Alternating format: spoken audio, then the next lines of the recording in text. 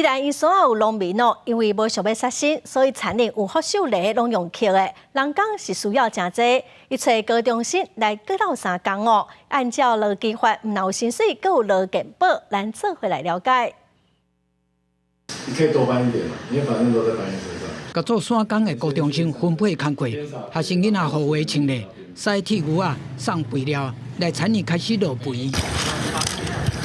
盘肥料桶啊，伫田里落肥。虽然做是真辛苦，也毋过即寡学生囡仔会当领着基本薪水、甲劳健保，含假日劳残拢是互相义务斗3工，来解决人无够的问题。要劳残，学生囡仔真热情，佮4个女朋友做伙来做，甚至高中毕业了后，有闲就会转来做。大家一起工作，然后可以顺便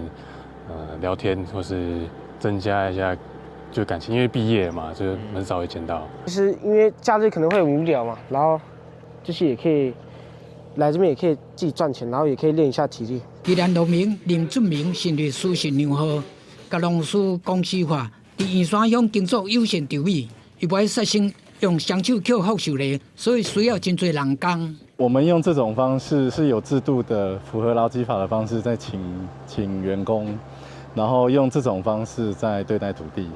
林俊明毋是在地宜兰人，说伫宜兰的农地真成功来建立健全的商业模式，解决农村人无够的问题。伊讲做是遮粗重的工作，需要有效率的团队，伊确立制度，用无同的思考来经营土地和地方人甲人之间的关系，互农村会当重生。记者综合报道。